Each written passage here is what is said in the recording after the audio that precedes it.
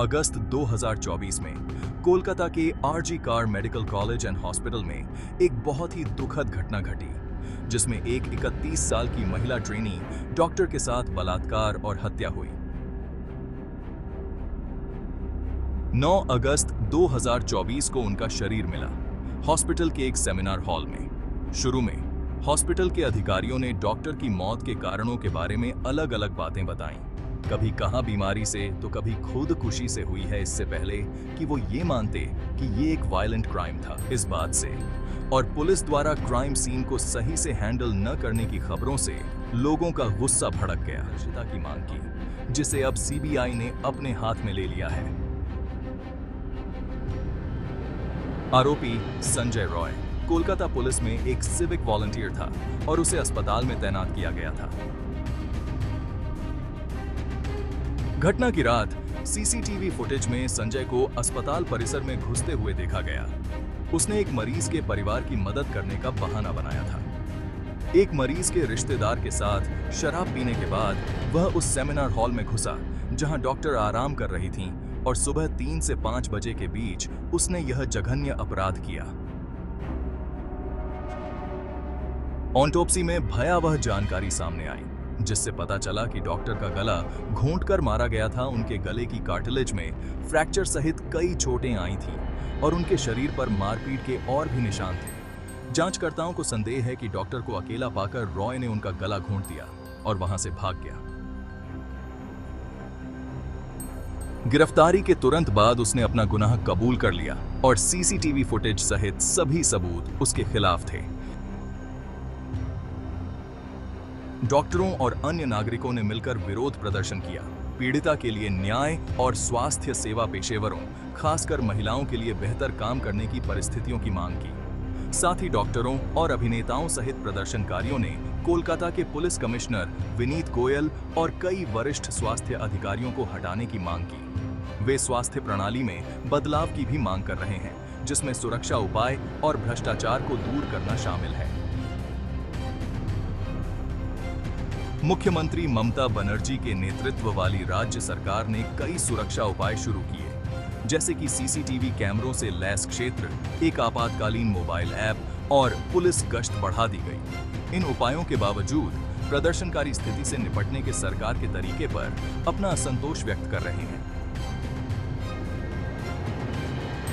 डॉक्टरों ने अपनी हड़ताल जारी रखी है और काम पर लौटने के सुप्रीम कोर्ट के आदेश को मानने से इनकार कर दिया है। हड़ताल का पश्चिम बंगाल में स्वास्थ्य सेवाओं पर गंभीर प्रभाव पड़ा है और इलाज के अभाव में 29 से अधिक मौतों की खबरें आई हैं। इस हड़ताल ने स्वास्थ्य सेवा पेशेवरों, खासकर महिलाओं की रात की शिफ्ट के दौरान सुरक्षा और कल्याण के बारे में व्यापक बातचीत को जन्म दिया है।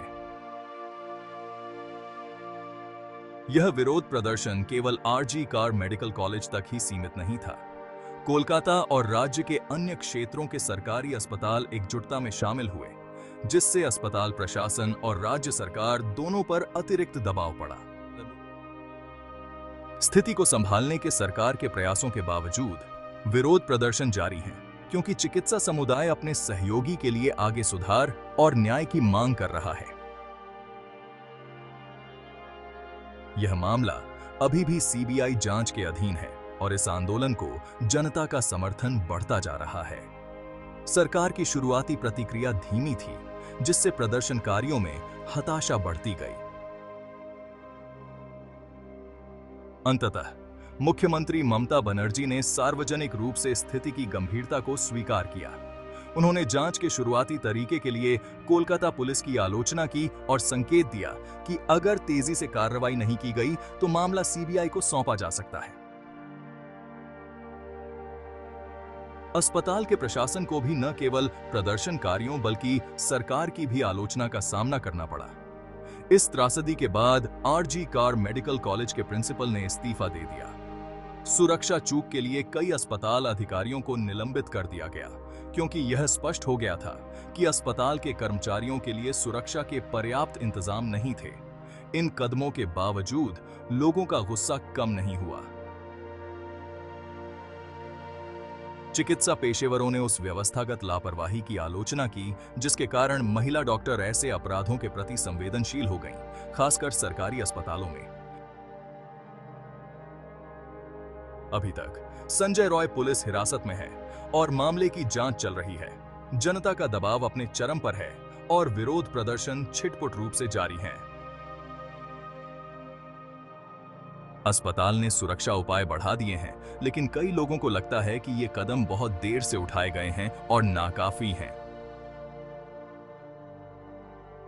पश्चिम बंगाल सरकार को भी राजनीतिक आलोचना का सामना करना पड़ा है। विपक्षी दलों ने दावा किया है कि राज्य अपने स्वास्थ्य कर्मियों की सुरक्षा करने में विफल रहा है।